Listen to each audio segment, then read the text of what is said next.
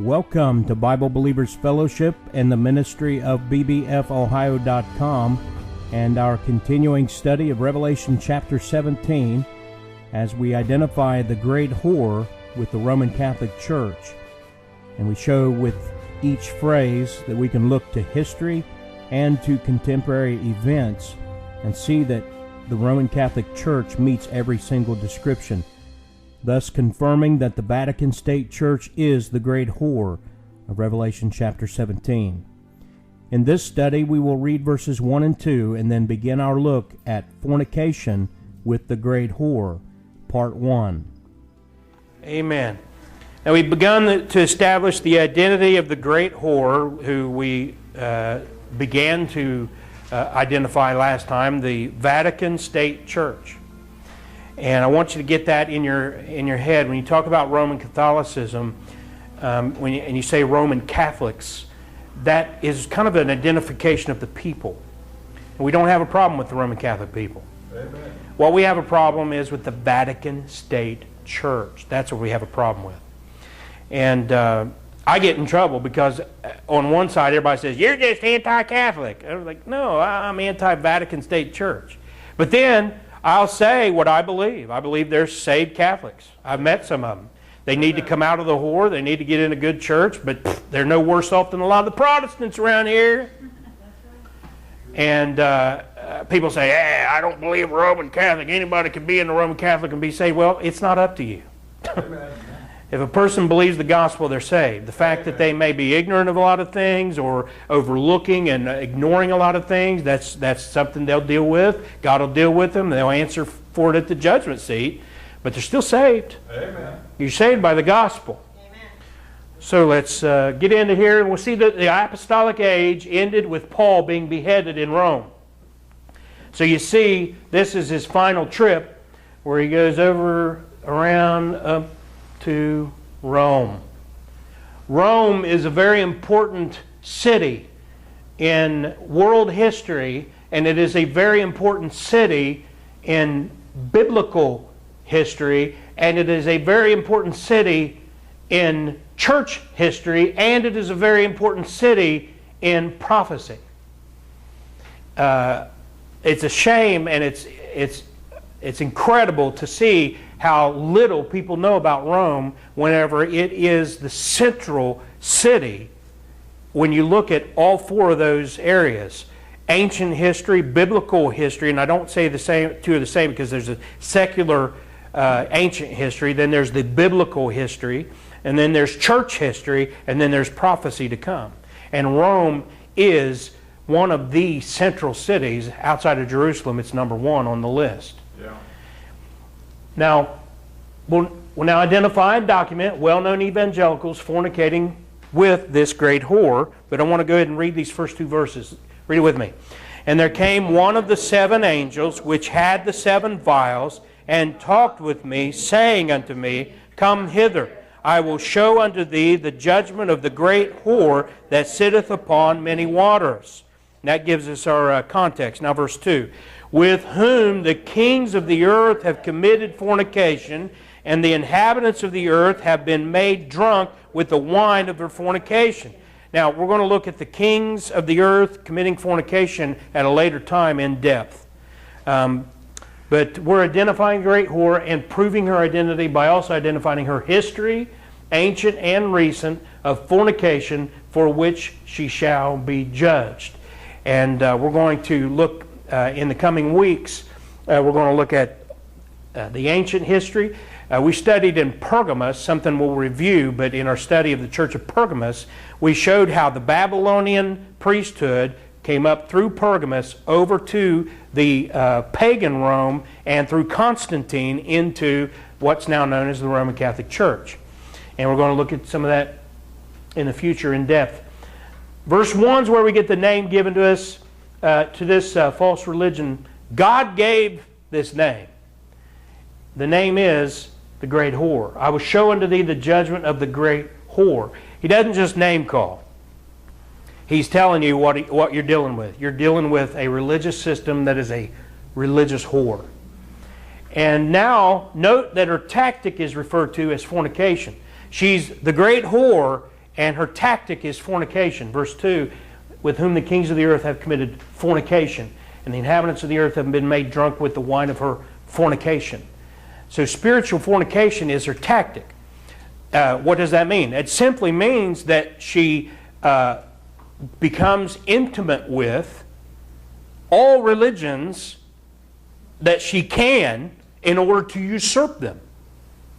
And sometimes she's the aggressor. Other times she just has to sit back and welcome them in, just like a good whore. Read the Proverbs and you'll see that sometimes the whore will go out and with the words of her mouth and like honey dripping off of her lips, she will pull someone in and then death. Other times, Judah and Tamar as an example, they go looking for the whore and she just has to receive them. That's what you're going to see with the Roman Catholic Church. In our last study, we looked at this photo.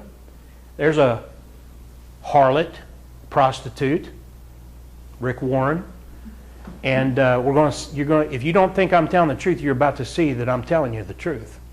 I'm going to show you. But he is involved in this thing called Chrislam, where he's yoking up with Rome with one hand and reaching around to the other world religions. And you're going to see that this is pervasive. And there's only two groups that aren't invited to the party, and that's Bible-believing Christians and hardcore Orthodox Jews. Those are the only two people not allowed at the table. We don't want to be at the table. Rick Warren is one of the main operatives bringing evangelicals back to Rome. Why is the Vatican visiting this evangelical church? Founder and pastor of Saddleback, Rick Warren, joins us for part two of our exclusive interview. Part two of my exclusive interview with Pastor Rick Warren. Why is the Vatican visiting his Saddleback church? And wait until you hear what his favorite TV program is. It's quite a surprise when The World of Her Live continues. Stay right there. Now, once again, Raymond Arroyo. Welcome back to The World of Her Live. Following the death of his son, Rick Warren has focused part of his ministry on mental health, leading to a collaboration with the Catholic Diocese of Orange County, as we reported last week. In the second part of our exclusive interview, Warren discusses the origins of his best-selling book, The Purpose-Driven Life, a recent visit by a Vatican delegation, and the channel he finds himself watching more than any other. Here's my conversation with Rick Warren.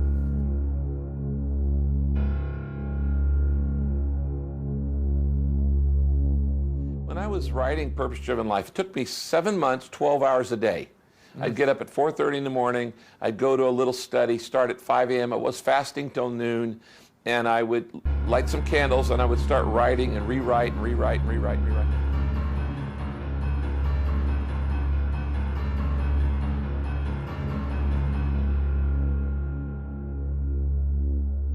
I'd get up at 4:30 in the morning, I'd go to a little study, start at 5 a.m. I was fasting till noon, and I would light some candles, and I would start writing and rewrite and rewrite and rewrite. Before I wrote the book was I asked the question, how do you write a book that lasts 500 years? For instance, Imitation of Christ by Thomas Kempis, right? Practicing the Presence of God by Brother Lawrence. Okay, The Desert Fathers, St. John of the Cross, Teresa of Avila. All of these great classic devotional works.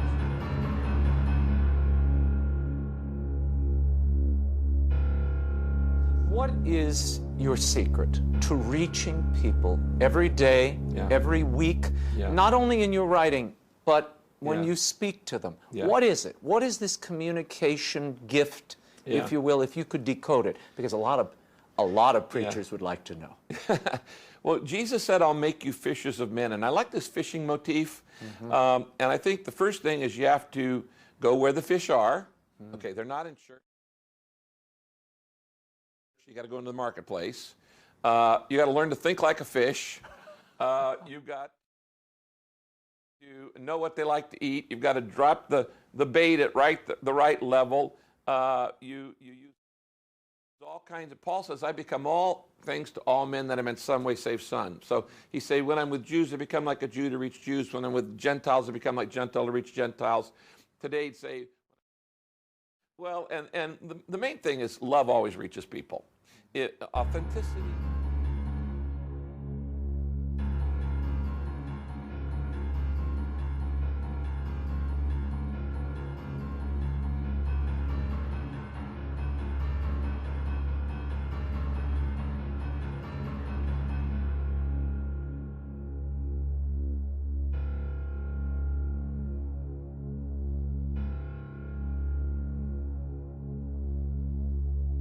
Humility.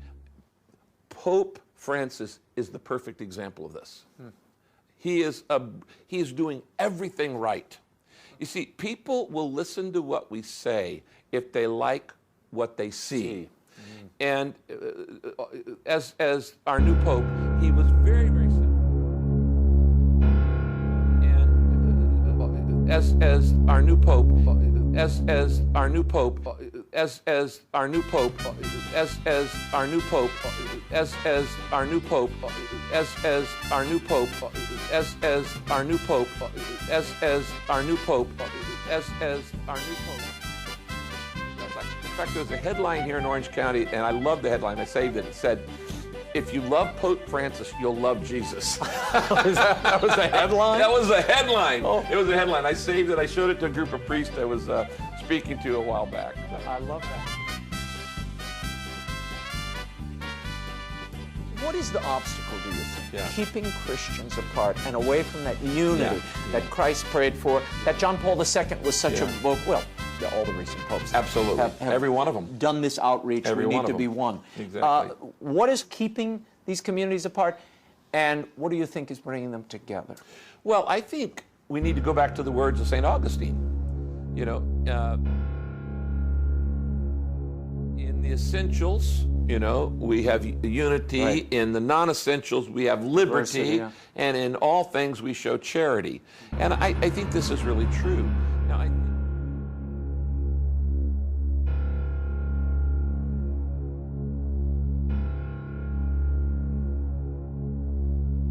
there's the power of community. Tell me about the little breather you take in the day when you watch television, which surprised me. When we first met, you came up to me and said, "Hey, Raymond," and I said, "I can't believe you watch this." You know what? I'm an avid fan of EWTN. I make no bones about it. I probably watch it more than any Christian channel because I happen to like. Well, you know what? Because you have more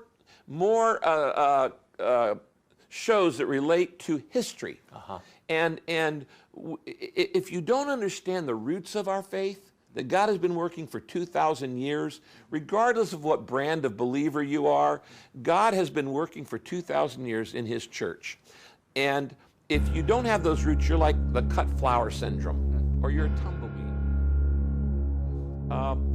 One of my favorite shows, which you repeat often, is the Chaplet of Divine Mercy. Really? Which I love, and when I've had a very stressful day, I'll come home, I've got it taped, and Kay and I will both listen, we'll put it on and just sit back, relax, worship, and in that time of reflection, meditation, quietness, I find myself renewed and restored. So thank you for continuing to replay the Chaplet of Divine Mercy. Thank Mother Angelica. Thank you, Mother Angelica. When I walk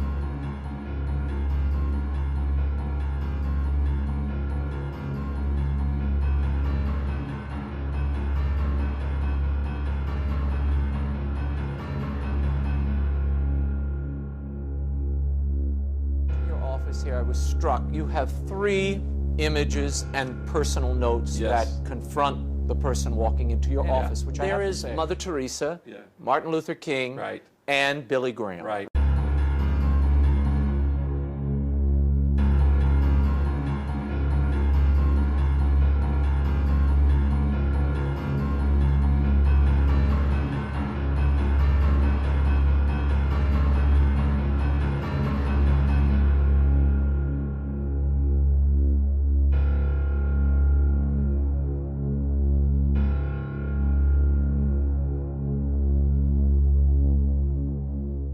Hey, I want to tell you that last little clip, Mother Teresa, Martin Luther King Jr., and Billy Graham. The brainwashed masses believe that those three people are three of the greatest people who ever lived. And I'm here to tell you, two of them are burning in hell right now. And I'm not judging them, I'm taking their word for it. If you read Mother Teresa's own writings, she said she was lost and in darkness. And she didn't believe. It's all documented in her own diary. Michael Luther King is his real name. Martin Luther King Jr. denied that Jesus was born of a virgin, said he was not divine, and did not believe in the bodily resurrection of Jesus Christ. His real name's Michael. Him and his dad both were Michael Luther King, and they changed their names. He's a communist, and he was a Christ-denying apostate minister. And Billy Graham, if you don't believe it, go watch the 1-hour documentary that you can see at BBF Ohio, free of charge. 1 hour. I took several weeks out of my life to document this because I was sick and tired of lies. Sick and tired of hearing people say Billy Graham went bad. Billy Graham's been bad since the beginning. He's been a tool of the Roman Catholic Church. And when people got saved at his crusades, if they didn't go into apostate liberal churches and Roman Catholic churches, it was either because they said they identified with the church, like a Southern Baptist or Assembly of God church, so they sent them there. But if they didn't say that they wanted to go there, they were sent to these liberal apostate churches and the Roman Catholic Church. And so that's why after 40 or 50 years of Billy Graham preaching crusades, America is a cesspool. When real preachers preached and people got saved, it changed their lives and they went to Bible-believing churches. Amen.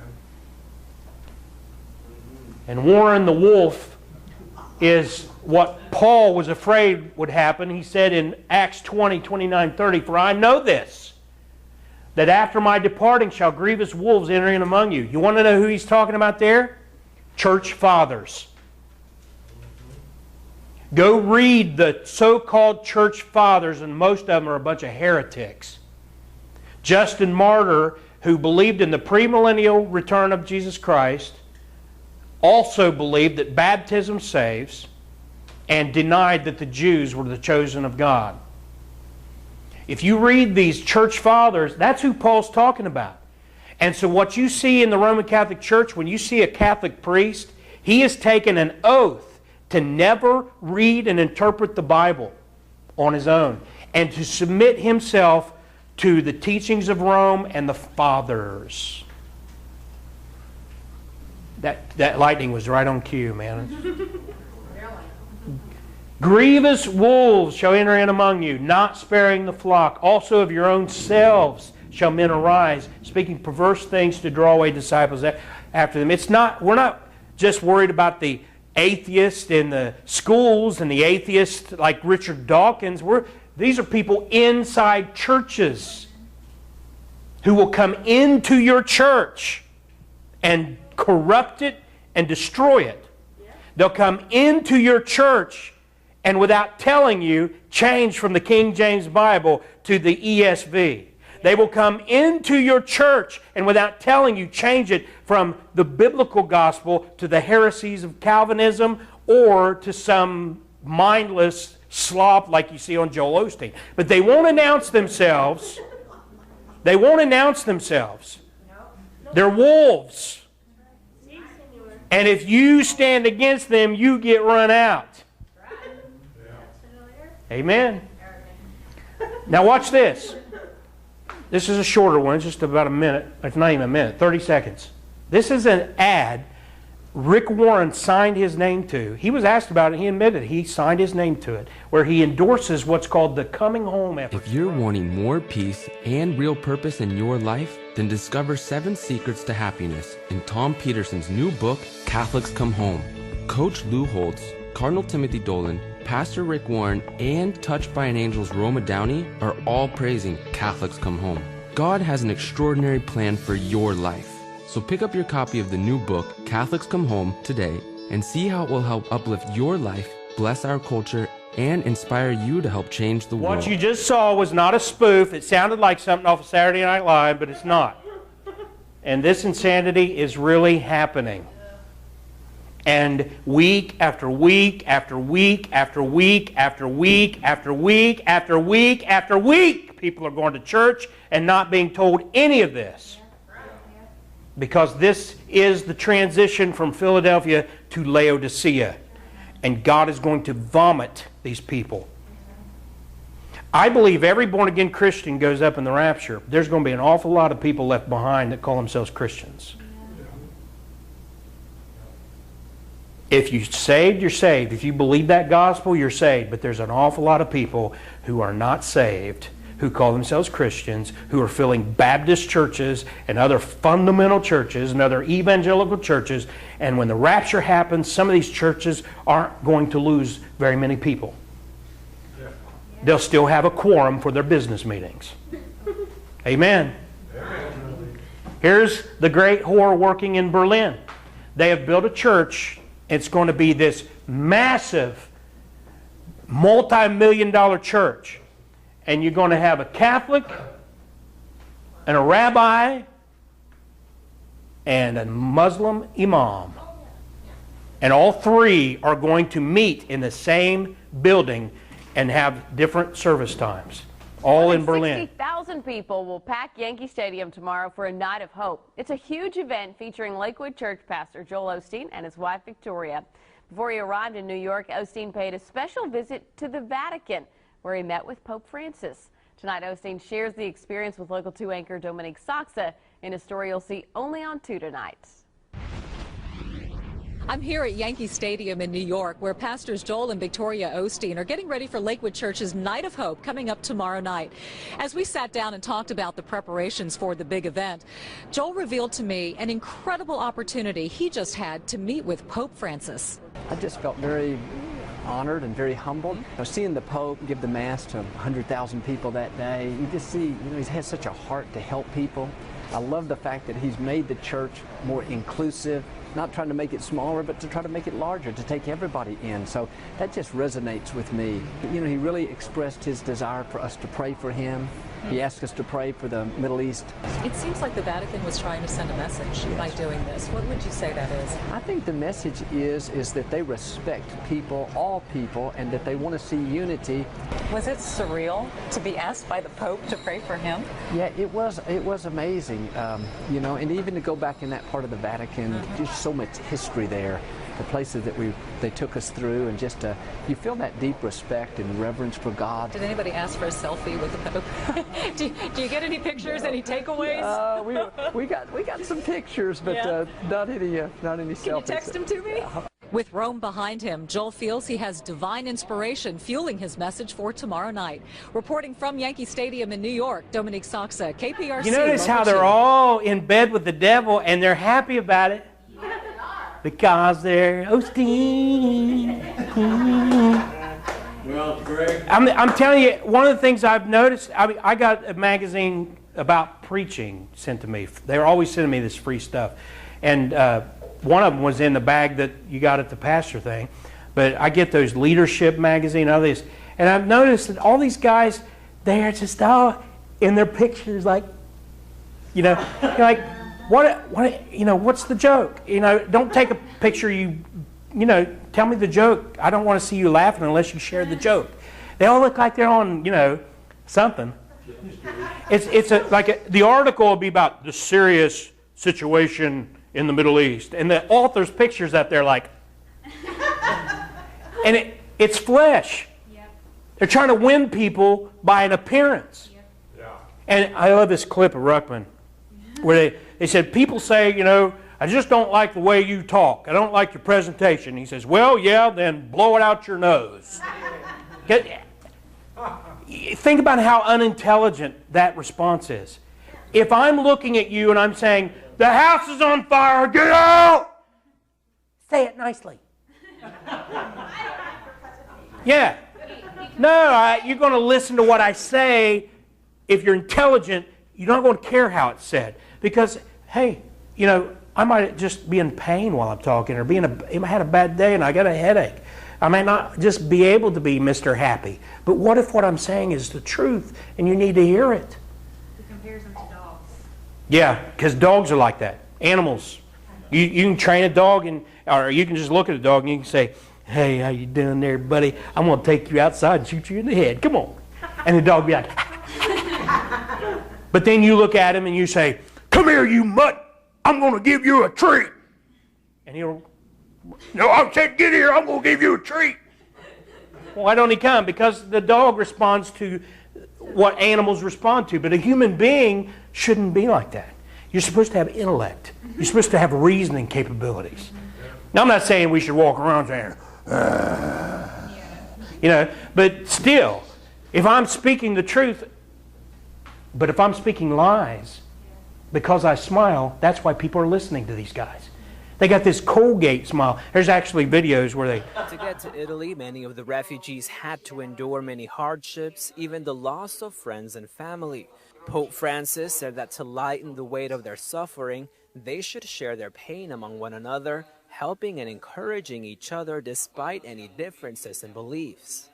E condividere le nostre esperienze, di portare la croce come e per uscire da quel malore del cuore che amareggia la vita, no? E questo è importante che voi fate nelle riunioni. E anche quelli che siete cristiani con la Bibbia e quelli che siete musulmani col Corano, con la fede che avete ricevuto dei vostri padri, che sempre vi aiuterà ad andare avanti. Quelli che siete cristiani con la Bibbia e quelli che siete musulmani col Corano, con la fede che avete ricevuto dei vostri padri. Jesus is not the exclusive truth in this anymore. Never was in the Roman Catholic Church. But now it is, as long as you will come to the table and let Him sit at the head of the table, you're welcome. And that's what the point of this study of the great whore is. We're going to do these studies and we're going to put them together, and it's going to be back to back to back to back to back. And someone can say, "Well, all right, we get the point." No, you don't. People aren't getting the point. And we're going to drive the point home. And we're going to keep going verse by verse, but as we go, we're going to see the evidence proving who this great whore is. And even in my lifetime, it went from where you didn't even have to really preach this, because it was mentioned enough during regular services, and the books that people read and the knowledge they had and the conversations they had, everyone was on this page. But just in my lifetime, nobody's on that page. Even right? Baptist Bible colleges or just regular Baptist-run colleges, when you go to the church history classes, they teach you that you came out of Rome. And that you are a Protestant who came out of Rome, and gives you the idea that, wow, it'd be nice if we could all just get back together with Mother Rome. And that's what a lot of Baptists are doing. Yeah, if you really study church history, not just the Protestant church history is Roman Catholic church history with a Protestant twist to it. But if you really read the history, then all the way back to the first couple of centuries, Christians were persecuted by Rome. And then under Constantine, if you didn't fall in line with the Nicene Council, you were persecuted by Rome. And from that point on, the Donatus and the Paulicians and all these groups in the early years, the Waldenses, the Valdões, and these other groups through this Dark Ages, there have been Christians outside of Rome always. And they have been killed and tortured by this. And that's part of what we're going to see later on, that's one of the evidences of who the great whore is.